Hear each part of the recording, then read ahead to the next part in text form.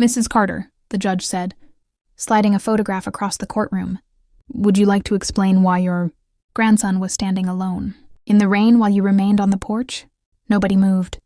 I watched my mother stare at the picture without touching it. For once, she wasn't the first person in the room with an answer. The silence stretched so long, I could hear the courthouse clock ticking behind the judge's bench. That moment didn't begin in a courtroom.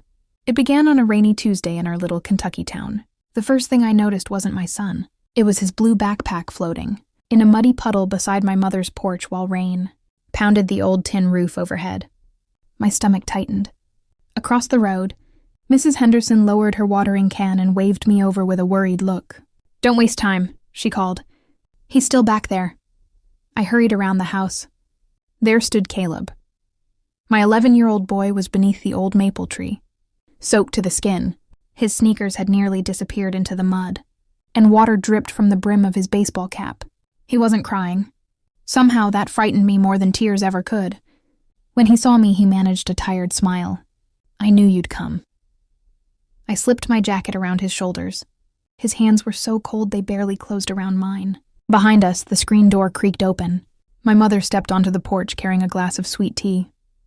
The ceiling fan clicked lazily above her while she looked at Caleb as calmly as if he were simply waiting for the school bus. "He needs to learn respect," she said. I looked from her to my son. "How long has he been out here?" She shrugged. "Long enough?" Caleb leaned close and whispered, "Grandma said I can't come inside until—" I admit I broke her flower pot. I glanced toward the porch steps. The broken clay pot rested exactly where anyone entering the house would notice it. Something about it felt arranged. I helped Caleb toward my truck without another word. My mother expected an argument. She expected shouting. She expected me to defend myself the way I had my whole life. Instead, I looked her straight in the eyes and spoke a single word. "Enough," she smiled. She thought she'd won. She had no idea someone had been watching that yard all afternoon. And by sunrise, the truth would already be on its way to my front door. My mother had always believed that if she spoke with enough confidence, people would accept her version of the truth. Growing up, I watched neighbors praise her after Sunday church service, compliment her peach cobbler at community dinners, and call her one of the finest women in town. I learned early that appearances can fool even good people. I'd spent years convincing myself she'd mellowed with age, especially after Caleb was born. She hugged him at birthdays, bragged about his grades, and filled photo albums with pictures of him smiling on her porch. Looking back, I realized she loved looking like a devoted grandmother far more than being one. I drove Caleb straight to our family doctor instead of home. His clothes were still damp and he couldn't stop shivering. After examining him, the doctor looked at me with quiet concern.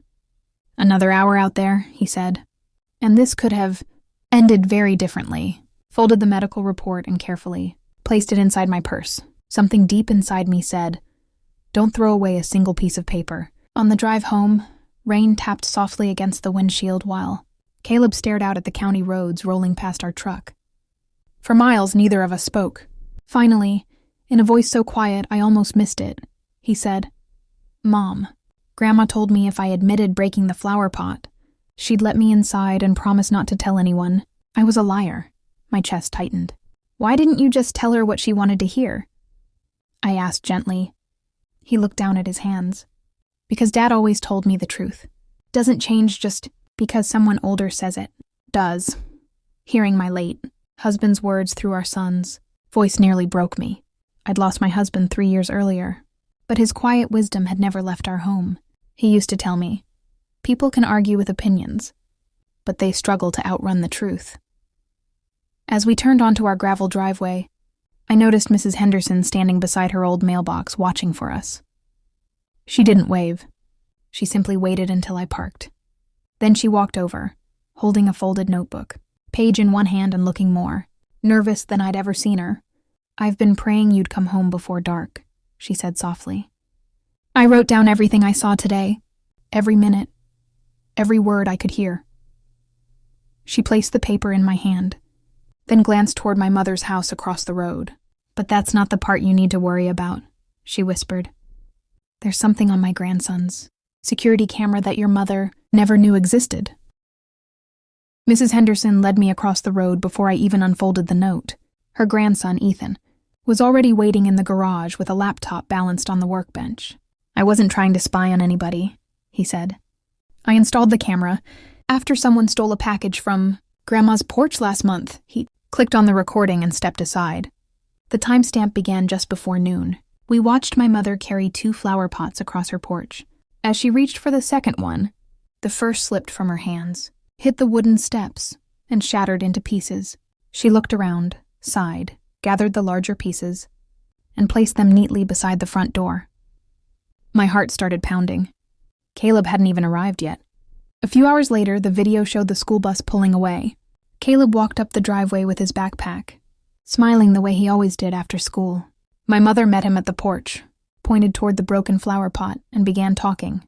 There was no audio, but her finger never stopped pointing. Caleb shook his head. Even from the grainy footage, I could see he was confused. Then she pointed toward the yard. He slowly walked to the maple tree while she stepped back onto the porch. Minutes turned into hours. The rain came. She stayed dry beneath the roof while Caleb stood exactly where she'd left him.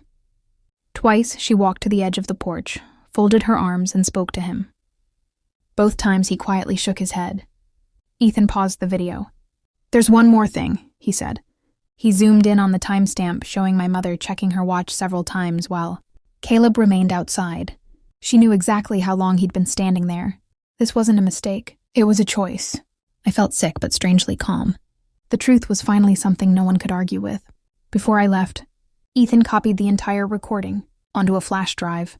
Mrs. Henderson handed me the written timeline she'd made that afternoon, matching every important moment on the video. "Folks notice more than people think," she said quietly. "Sometimes they're just waiting for someone brave enough to listen." The next morning, I carried the flash drive, the doctor's report, and Mrs. Henderson's statement into an attorney's office near the courthouse. I thought we were simply preparing to protect Caleb. I had no idea the attorney was about to open an old file that would reveal my mother had done something remarkably similar years before. The attorney welcomed me into his small office overlooking the courthouse square. The smell of old paper and fresh coffee filled the room, and a ceiling fan turned slowly above us. I placed the flash drive, Mrs. Henderson's written statement, Caleb's medical report, and the photographs on his desk without saying much. He watched the security footage from beginning to end, then replayed it a second time. When the screen went dark, he removed his glasses and quietly said, "Your son never touched that flower pot." I nodded, but hearing someone else say it out loud still hit me harder than I expected. Then he stood, walked to a filing cabinet in the corner, and pulled out a worn folder. "This isn't confidential anymore," he explained.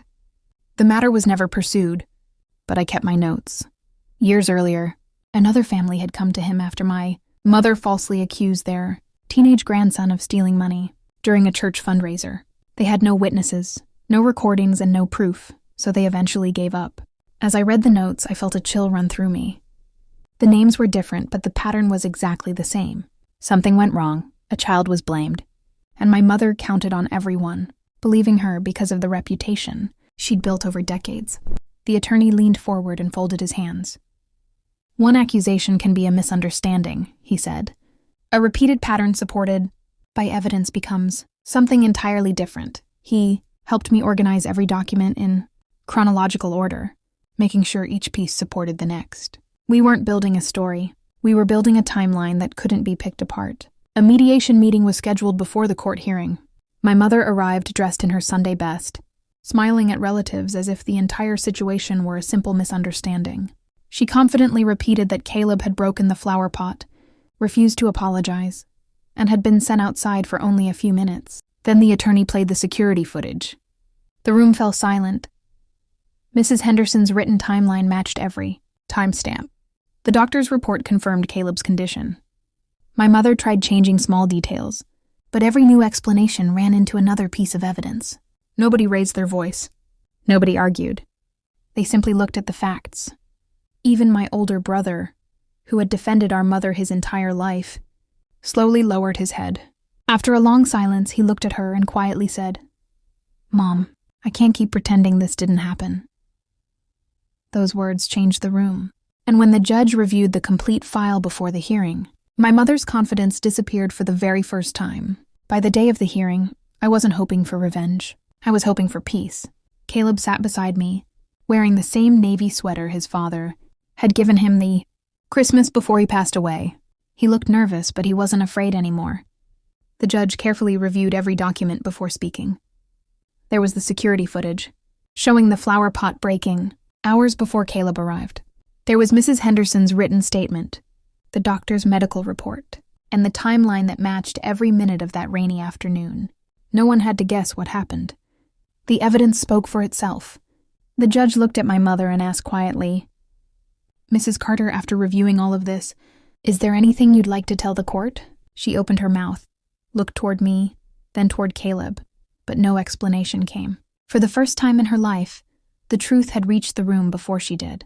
The court ruled that she would have no unsupervised contact with Caleb until she completed counseling and a family. Therapist determined it was in his best interest. There was no shouting, no dramatic scene, and no satisfaction in watching my own mother lose something she valued.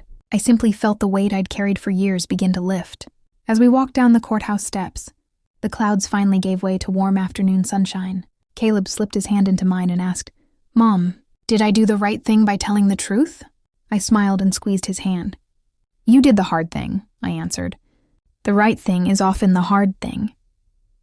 Word spread through our small Kentucky town the way it always does, not through gossip, but through quiet conversations after church, in the grocery store, and over coffee at the local diner. People who had always believed my mother's version of every story began remembering moments that had never quite sat right.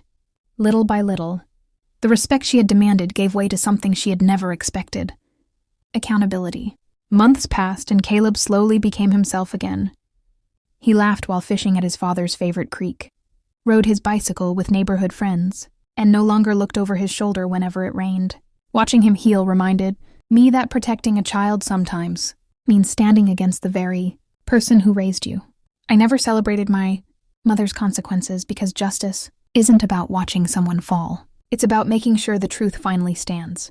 Looking back, I realized the most powerful thing I ever said to my mother wasn't loud, angry, or cruel. It was one quiet word spoken at exactly the right moment. "Enough.